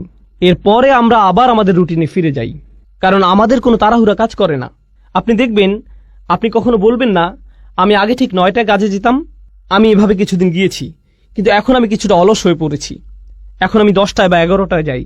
আপনি এমন বলবেন না, কারণ আপনি জানেন যে আপনি তাহলে বরখাস্ত হবেন। আপনি জানেন যে আপনাকে সেখানে সময় মতো থাকতেই হবে। আসলে আপনি নিজেকে এমনভাবে তৈরি করেছেন যেখানে আপনাকে সময় মতো থাকতেই হবে। আপনার প্রতিদিন সেখানে সময় মতো উপস্থিত হওয়া ছাড়া কোনো উপায় নেই, এছাড়া আপনার কোনো পথ নেই। এভাবে ভাবার কারণে আপনার ধারাবাহিকতা ধরে রাখা সহজ হয়েছে। এখন আর এটা তেমন কোনো কঠিন বিষয় নয়, আপনাকে এটা করতেই হবে। এই নিয়ে দুইবার ভাবার প্রয়োজনও নেই। কেউ আপনাকে হয়তো বলল, ভাই তুমি এটা কিভাবে পারো? আমাকে এটা করতেই হবে। কিভাবে পারি জানি না, আমাকে শুধু এটা এভাবেই করতে হয়। আমরা যদি সত্যিকার অর্থে বিশ্বাস করি, যেভাবে আমরা বিশ্বাস করি যে আমরা যদি সময় মতো উপস্থিত হতে না পারি তাহলে আমরা চাকরি হারাবো, আমরা যদি সত্যি সত্যি বিশ্বাস করি আমরা একটা ক্ষতির দিকে এগিয়ে যাচ্ছি, আর এখানে এমন কিছু আচরণ আছে যা আমাদের মধ্যে আনতে হবে, যেমন নামাজে নিয়মিত হওয়া, উদাহরণস্বরূপ খারাপ কাজ থেকে বিরত থাকা। যদি আমরা সত্যিই বিশ্বাস করি যে আমাদের আচরণের পরিবর্তন না হয় তাহলে আমরা ক্ষতির মধ্যে পড়ে যাব, যেভাবে আমরা চাকরি হারাই। আপনি দেখবেন, কোনো ইমিগ্রেশন অ্যাপয়েন্টমেন্টের জন্য মানুষ দেরি করে না, সেখানে মানুষ 2 ঘন্টা আগে গিয়ে বসে থাকে। তারা হয়তো আগের রাত থেকে প্রস্তুতি নিয়ে বসে থাকে, কারণ হয়তো সেখানে ভোরে 6টায় যেতে হবে, তাই হয়তো সে রাতে ঘুমাবেও না, সে আগে আগে যাবে, কারণ সে নিজেকে জানে সে যদি দেরি করে তাহলে সে ক্ষতির মধ্যে পড়ে যাবে। আমরা যদি সত্যিকার অর্থে বিশ্বাস করি যে এমন আচরণ আমাদেরকে ক্ষতির মধ্যে নিয়ে যাবে, তাহলে একটা দিন পরিবর্তন করা আসলে পুরো জীবনকে পরিবর্তন করাই খুব সহজ হয়ে যায়। কিন্তু কখন এটা সহজ হয়? যখন সেখানে বিশ্বাস থাকে। এজন্যই যখন আল্লাহ খুসর নিয়ে বলছেন, সর্বপ্রথম কোন ব্যতিক্রম নিয়ে তিনি বলছেন? কারা? যারা বিশ্বাস করে। এটা কিন্তু সাধারণভাবে বলা নয়, আচ্ছা যারা বিশ্বাস করলো তারা বেঁচে গেল, না। আমরা এখানে এমন সাধারণ বিশ্বাসের কথা বলছি না, এটা হচ্ছে সত্যিকার গভীর আস্থা। আমি যা করছি তা সরাসরি আমার সফলতার সাথে যুক্ত, সরাসরি আমার ব্যর্থতার সাথে যুক্ত। তার চেয়ে ভালো আমি আমাকে পরিবর্তন করি, তার চেয়ে ভালো আমি তাই করি যা আমার করা উচিত। এটা শুধুমাত্র আসর শব্দে এমন বোধ আসা উচিত। এটা যেভাবে চিপে বের করে দেয় নিঃশেষ করে দেয়। আর আমার এত সময় নেই। এখানে যারা ছাত্র আছেন, আপনারা হয়তো কোনো অ্যাসাইনমেন্ট আছে আর আপনি সেটা ভুলে গিয়েছেন, আর সময় চলে যাচ্ছে। একজন ছাত্রের মধ্যে তখন যে ধরনের তাড়াহুড়া দেখা যায়, ফাইনাল পরীক্ষার আগে যে ধরনের ব্যস্ততা দেখা যায়, ট্যাক্সের সময় একজন অ্যাকাউন্টেন্টের মধ্যে যে ধরনের ব্যস্ততা দেখা যায়, যে ব্যস্ততা আপনি দেখবেন, উদাহরণস্বরূপ আপনি যদি কাজে দেরি করেন, আপনি বাসায় যে ধরনের আচরণ করবেন, আপনার আচরণ পুরো পাল্টে যাবে। আপনি কোনোভাবেই দেরি করতে চাইবেন না। আপনি সবার সাথে এমন আচরণ করবেন যেন কাউকে আপনি পাত্তা দেন না। আপনি সকালের খাবার কিছুরই তোয়াক্কা করছেন না, আপনি চলে যান, কারণ আপনার ব্যস্ততা আছে। আপনি জানেন যে আপনি যদি না যান তাহলে আপনি সমস্যায় পড়বেন। আপনি পুরোপুরি জানেন। আমাদেরকে এই আস্থা নিজের দিনের ব্যাপারেও আনতে হবে। আপনার বস যদি আপনাকে বলে, আমি কসম করে বলছি তোমার সমস্যা হবে, যদি আপনার বস এটা বলে, সে যদি বলে আমি কসম করছি, সে হয়তো অফিসে আসলো, সে আপনাকে নির্দিষ্ট করে বলল না, সে বলল প্রত্যেক কর্মচারীর বিশাল ক্ষতি হবে, আমি কসম করছি তোমাদের প্রত্যেকেরই ক্ষতি হবে, এবার অনেক বড় লোকসান হবে। আপনি কি মনে করেন সে যখন চলে যাবে আপনাদের মধ্যে কি কেউ বলবে হ্যাঁ আমার কিছু হবে না, আমি ঠিক আছি? না, সে নির্দিষ্ট করে কিছু বলেনি। সে বলেনি কিছু কর্মচারীর ক্ষতি হবে, সে বলেনি ওই যে তার ক্ষতি হবে। তিনি বলেছেন প্রত্যেকেরই ক্ষতি হবে, আপনাদের সবার ক্ষতি হবে। আর আপনারা অচিরে লক্ষ্য করবেন যে সময় চলে যাচ্ছে, ক্ষতির সময় এগিয়ে আসছে। আপনারা খুব শীঘ্রই বুঝতে পারবেন যে আপনারা কতটা ক্ষতির মধ্যে আছেন। এখন যখন আপনি এটা শুনবেন, এই দুনিয়ায় আপনার জন্য একটা ব্যস্ততা কাজ করবে। আপনার মনে হবে, ও আল্লাহ, আমার এখন কি করা উচিত? তিনি কি করতে চান? তিনি কেন রেগে আছেন? এমন কিছু কি আছে যা আমরা করছি না? এখন চিন্তা করুন, যখন আপনার একটা চাকরি থাকে, বলে রাখি আমি আপনাদের এই উদাহরণগুলো দিচ্ছি যাতে আপনারা এই সূরাটি আরো ভালোভাবে বুঝতে পারেন ইনশাআল্লাহ। মুসলিমের জীবনে এটা একটা গুরুত্ববহ সূরা। এটা একজন মুসলিমের জন্য এমন একটা উপহার যা আল্লাহ মাত্র 3টে আয়াতের মাধ্যমে দিয়েছেন, যা আমাদের জীবনকে পরিবর্তন করে দিতে পারে। তিনি আমাদেরকে পুরো কোরআন মুখস্থ করতে বলেননি, শুধু সূরা আসরটা মনে রাখবেন। সুবহানাল্লাহ, দেখবেন এটা কিভাবে আপনার জীবনকে পরিবর্তন করে দেয়। এখন চিন্তা করুন, আপনি একটা চাকরি পেলেন, আপনার বস আপনাকে বলল তোমার কাজ 4টি। প্রতিদিন আপনার কয়টি কাজ আছে? 4টি। মাঝে মধ্যে আপনার বস আপনাকে এমন কাজ দিবে যা আপনি খুব সহজেই পারবেন, আবার মাঝে মধ্যে আপনার এমন কাজ থাকবে যা আপনার করতে ভালো লাগবে না। কিন্তু যেহেতু আপনি এই চাকরিটি করছেন, আপনার কয়টি কাজ করতে হবে? সবগুলোই। আপনার হয়তো 2টি করতে ভালো লাগে, কিন্তু আপনাকে 4টিই করতে হবে। 2টি আপনার ভালো লাগে, 2টি আপনার ভালো লাগে না, কিন্তু 4টি কাজই আপনি করেন। এখন যদি কেউ মনে করে, বা আমি যদি মনে করি আমি শুধু 2টি কাজ করব, কারণ আমি এই 2টি খুবই ভালো পারি, আমি বাকি 2টি নিয়ে চিন্তা করব না, আমি এমনকি এগুলো ছুঁয়েও দেখব না। বস যখন দেখবে আমি এই 2টি কতটা ভালোভাবে করেছি, সে কি বাকি 2টির কথা ভুলে যাবে? এগুলো নিয়ে কোনো সমস্যা হবে না? তাহলে আপনি বাকি 2টি কাজ করলেন না। আপনার বস 1 সপ্তাহ পর আসলো, কত দূর করেছ? কাজের অগ্রগতি কি? আমি প্রথম কাজ 2টি শতভাগ করেছি। ও আচ্ছা, বাকি 2টির কি অবস্থা? আসলে আমি এই 2টি করব না, কিন্তু দেখুন আমি এই প্রথম 2টি কত ভালোভাবে করেছি। এই লোকের কি অবস্থা হবে? আপনাদের কি মনে হয়, সে কি তার চাকরিটা ধরে রাখতে পারবে? আপনি যদি সম্পূর্ণভাবে সেগুলো নাও করেন, আপনাকে যে 4টি কাজ দেয়া হয়েছে সে 4টি কাজ আপনাকে করতেই হবে। আপনি হয়তো শতভাগ করতে পারেননি, কিন্তু আপনাকে প্রত্যেকটির অন্তত 70 ভাগ কাজ হলেও করতে হবে। এটা কোনো একটা কাজের 100% করার চেয়েও ভালো। বুঝতে পারছেন? তাহলে যখন আল্লাহ 4টি কাজের কথা বলছেন, ইল্লাল্লাযীনা আমানু ওয়া আমিলুস সলিহাত ওয়া তাওয়াসাউ বিল হক ওয়া তাওয়াসাউ বিস সবর, তখন আমরা বলি ঈমান। আমাদের ঈমান নিয়ে কাজ করতে হবে, কিছু ভালো কাজ। আর আর বাকিগুলো, ওগুলো তো আলেমদের জন্য, ওগুলো শায়েখদের কাজ, ওগুলো দায়ীদের কাজ, ওগুলো অন্যরা করবে, এগুলো আমার কাজ নয়। তাহলে আপনি এখানে কি করছেন? আল্লাহ বলেন এই 4টি কাজ যারা করবে না তাদের প্রত্যেকেই বিশাল ক্ষতির মধ্যে আছে, কিন্তু আপনি শুধু 2টা করছেন, বা 1টা বা 3টা। ব্যাপারটা এমনই, আপনি এর মধ্যে থেকে বাছাই করছেন যে আপনাকে ক্ষতির মধ্যে নিয়ে যাবে, এর কোনো ফলাফল পাবেন না। এই সূরার মাধ্যমে এমন দৃষ্টিভঙ্গি আমাদের তৈরি করতে হবে। আমি আজকে আরো 10 মিনিট নেব, সম্ভবত আমাদের তৃতীয় একটা সেশনের প্রয়োজন হবে ইনশাআল্লাহ তাআলা। আমি ভেবেছিলাম হয়তো আমাদের 3টা সেশন লাগতে পারে, ওয়ালিল্লাহিল হামদ। আচ্ছা, এখন একটু ইন্নাল ইনসানা লাফি খুসর এটা নিয়ে কথা বলা যাক। প্রথমত, ইন্না শব্দটি আরবি ভাষায় ইন্না দিয়ে কেবলমাত্র নির্দিষ্টতা বোঝায় না, বরং এমন লোকদের প্রতি ইঙ্গিত করে যারা আপনার কথায় সন্দিহান। ইন্না শব্দটির মাধ্যমে এখানে ইন্নাল ইনসানা লাফি খুসর এই আয়াতের মাধ্যমে আমরা বুঝতে পারি যে বেশিরভাগ মানুষ যখন এটা শুনে কি করে? তারা অবিশ্বাস করে। তারা ভাবতে পারে না যে এতটা খারাপ হতে পারে। এটা আসলে এত খারাপ হতে পারে না। আপনি খুবই হতাশাজনক কথা বলছেন। এটা এত খারাপ নয় ভাই। তাই আল্লাহ আপনাকে সুনিশ্চিত করে বলছেন অবশ্যই এটা এমনই। ইন্না ভাষাগতভাবে এটা ইজালাতিশ শাক, এটা সন্দেহ দূর করার জন্য ব্যবহৃত হয়েছে। তার মানে এই সন্দেহ আগে থেকেই ছিল। আপনি হয়তো ভাবছেন এটা কাফিরদেরকে বলা হচ্ছে। কিছু কিছু মুফাসসির বলছেন আল ইনসান আই আল কাফির, কিন্তু কিছু কিছু মুফাসসির আবার এর বিপক্ষে শক্ত প্রমাণ উপস্থাপন করেছেন। কিভাবে? কারণ এর শেষের ইল্লা দিয়ে ব্যতিক্রম বুঝিয়েছে। কারণ আল্লাহ এখানে পুরো মানব জাতির ব্যতিক্রম উল্লেখ করেছেন। যদি তিনি এখানে কাফিরদেরকে বুঝাতেন তাহলে ব্যতিক্রম উল্লেখ করার প্রয়োজন হতো না। কাফির তো কাফিরই, কিন্তু যেহেতু এখানে ইল্লা দিয়ে ব্যতিক্রম বোঝানো হয়েছে, সেহেতু এখানে প্রত্যেকটি মানুষকে আলাদাভাবে বোঝানো হয়েছে। এখন আমরা ইনসান শব্দটি সংক্ষেপে বুঝতে চাই। ইনসান শব্দটি আমরা আগেও পড়েছি, কারণ এই শব্দটি আগেও বহু সূরায় এসেছে। ইনসান শব্দটির কয়েকটি মূল আছে। এর মধ্যে একটা হলো নিসিয়ান, মানে হলো ভুলে যাওয়া। অর্থাৎ মানুষকে মনে করানো প্রয়োজন যে সে খুব ভয়াবহ ক্ষতির মধ্যে আছে, কিন্তু পরক্ষণেই কি ঘটে? সে ভুলে যায়। আপনি খুতবা শুনেন, আপনাকে স্মরণ করানো হয়, আপনার চিন্তা আসে আর আপনি ভাবেন ভাই আমার কাজের ব্যাপারে সচেতন হওয়া প্রয়োজন। আর যখন আপনি মসজিদের পার্কিংয়ে হয়তো কোনো গাড়ি দেখলেন, আপনি সব ভুলে গেলেন। ইনসান, আল্লাহ মানুষকে এই পৃথিবীতে পাঠানোর আগে এই মানুষের ব্যাপারে এটা বলে দিয়েছেন।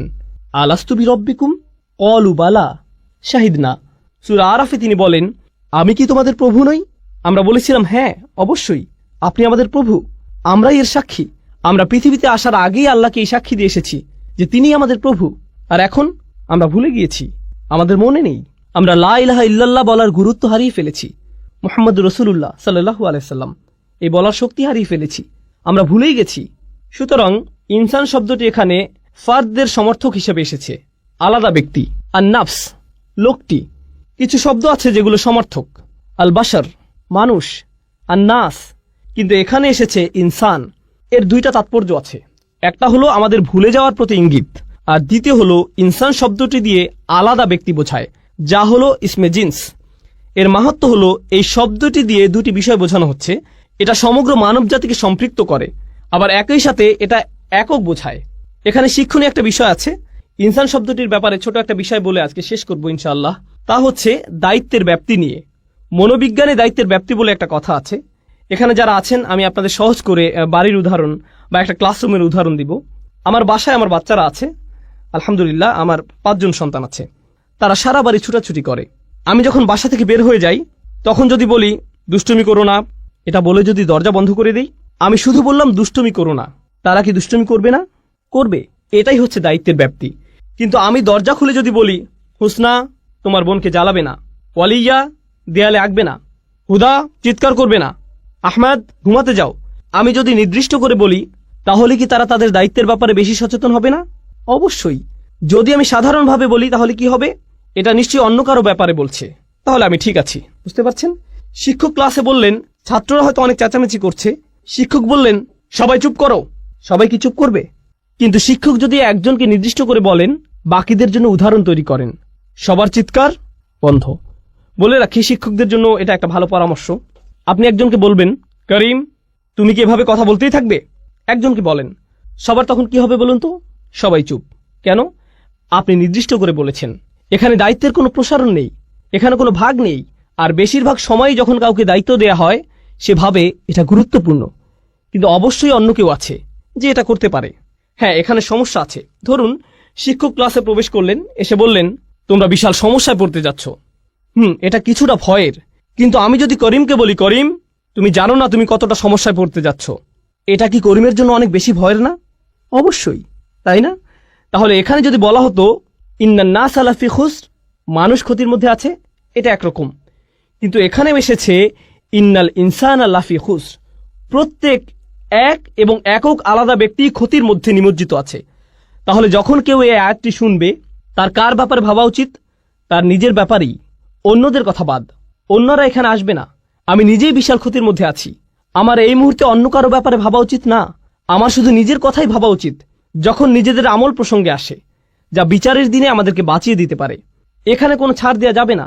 সেদিন মা তার সন্তানকে চিনবে না, মা তার সন্তানকে চিনবে না। রাসূল সাল্লাল্লাহু আলাইহি ওয়াসাল্লাম বাদে অন্য সব নবীই বলবেন আমি তোমাদের জন্য সুপারিশ করতে পারবো না, অন্য কোথাও যাও, তোমাদের দেওয়ার মতো আমার কাছে কিছুই নেই। এটা এমন একটা দিন যেদিন ভাই ভাইয়ের কাছ থেকে দূরে সরে যাবে। সবচেয়ে ভালো বন্ধু আর সেদিন বন্ধু থাকবে না। ইয়াউমা ইয়াফিরুল মারউ মিন আখিহি ওয়া উম্মিহি ওয়া আবিহি ওয়া তাকাত্তাআত বিহিমুল আসবাব। সবচেয়ে ভালো বন্ধু আর সেদিন বন্ধু থাকবে না। ওয়া তাকাত্তাআত বিহিমুল আসবাব। ইয়াউমা ইয়াফিরুল মারউ মিন আখিহি ওয়া উম্মিহি ওয়া আবিহি। আপনি আপনার পরিবারকে এতটাই ভালোবাসেন। এখানে বলে রাখি, মাঝে মধ্যে মানুষের ভালোবাসার কারণে আমরা খুবই খারাপ কাজ করে ফেলি। আমরা সত্যিকারই খুব খারাপ কিছু করে ফেলি। আর সেদিন যাকে জাহান্নামে নিক্ষেপ করা হবে সে বলবে ওয়ামান ফিল আরদি জামিআ সুম্মা ইউনজিহ। সে আল্লাহকে বলবে, আমি কি আমার সন্তানের বদলে এই আযাব থেকে মুক্তি পেতে পারি? আপনি কি আমার ছেলেকে, আমার সন্তানকে আমার বদলে জাহান্নামের আগুনে দিতে পারেন? সে এভাবেই বলবে। বা আমার স্ত্রীকে, বা আমার ভাইকে, বা আমার মাকে, ওয়া উম্মিহি ওয়া আবিহি ওয়া সাহিবাতিহি, পরিবারের সবাইকে। ওমান ফিল আরদি জামিআ, সে সকল মানুষের দিকে তাকাবে এবং বলবে, ও আল্লাহ, আপনি আমাকে জাহান্নামে দিচ্ছেন, আপনি আমার বদলে এদেরকে জাহান্নামে দিন, এদের সবাইকে, কিন্তু আমাকে বাঁচিয়ে দিন। সুম্মা ইউনজিহ, সে যেন মুক্তি পায়। সুবহানাল্লাহ। এই হলো সেদিনের সম্পর্কের ধরন। এখন চিন্তা করুন, সেদিন আপনি সবাইকে ভুলে যাবেন। তাহলে আমরা এখানে বুঝতে পারছি, আগে আমাদের এই দুনিয়ায় সবাইকে ভোলা উচিত। আপনি তাদের ব্যাপারে পরে ভাববেন। আপনি আগে কার ব্যাপারে ভাববেন? নিজের ব্যাপারেই। আমি বাচ্চাদের অভিভাবকদের আন্তরিকভাবে অনুরোধ করছি, আমি আশা করছি আমরা আমাদের বাচ্চাদের ব্যাপারে অনেক বেশি দুশ্চিন্তায় থাকি। আমরা নিজেদের ব্যাপারে ততটা দুশ্চিন্তায় থাকি না। ও, আমার ছেলেকে ইসলামিক স্কুলে ভর্তি করতে হবে, তাদেরকে একটা ভালো পরিবেশ দিতেই হবে। আপনি নিজে কি ভালো পরিবেশে আছেন? আপনি নিজে কেন অশ্লীল কিছু দেখেন? আপনি কেন অন্যকে গালি দেন? আপনি কেন ব্যবসায় প্রতারণা করেন? আপনি নিজেই কেন সময় মতো নামাজে দাঁড়াতে পারেন না? আমরা যাদেরকে ভালোবাসি তাদের ব্যাপারে এতটাই আন্তরিক যে আমরা আমাদের নিজেদের কথাই ভুলে যাই। সুবহানাল্লাহ। আপনি কি তাকে এটা বলতে পারেন, সেটা বলতে পারেন?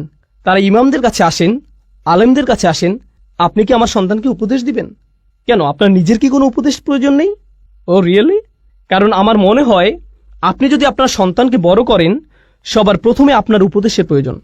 সবার প্রথমে আপনার উপদেশের প্রয়োজন। এতদিন আপনি কি করেছেন? আপনি কোথায় ছিলেন? কোথায় ছিলেন আপনি যখন আপনার নিজেরই বাচ্চাদের জন্য এগুলো করা প্রয়োজন ছিল? সুবহানাল্লাহ। ইন্নাল ইনসানা লাফি খুসর। এই আয়াতের মধ্য দিয়ে আমাদের নিজেদের উপরেই সেই দায়িত্ববোধ ফিরিয়ে দেয়া হয়েছে। আমাদেরকে তাড়াতাড়ি করতে হবে। আসল ব্যাপারটা হচ্ছে আমরা কেউই সেই ক্ষতি থেকে নিরাপদ নই। আমরা এখনো ক্ষতি নিয়ে আলোচনা করছি না, এটা পরবর্তীতে আলোচনা করব। আমরা এখনো শুধুমাত্র ইন্নাল ইনসান এখানে আছি। আমার মনে হয় আজকের মতো এতটুকুই যথেষ্ট। ইনশাআল্লাহ আগামী মঙ্গলবার ইনশাআল্লাহ আমরা বাকিটুকু পড়ে সূরা আসরের দার্স শেষ করব। ইন্নাল ইনসানা লাফি খুসর। সন্দেহাতীত ভাবেই, আলাদাভাবে প্রত্যেক ব্যক্তি যে বারবার ভুলে যায়, সবাই মারাত্মক ক্ষতির মধ্যে ডুবে আছে। তারা যখন এটা বুঝতে পারে, তাদের এটাও বোঝা উচিত যে আল্লাহ শপথ করেছেন যে সময় চলে যাচ্ছে, তাদের নিজেদের পরিবর্তন করার সময় শেষ হয়ে যাচ্ছে। আল্লাহ তাআলা আমাদেরকে সূরা আসরের শিক্ষাগুলো অনুধাবন করার তৌফিক দিন। আল্লাহ তাআলা আমাদের অন্তরে এর শিক্ষাগুলো গেঁথে নেওয়ার তৌফিক দিন, যেন আমরা এগুলো সব সময় স্মরণে রাখতে পারি।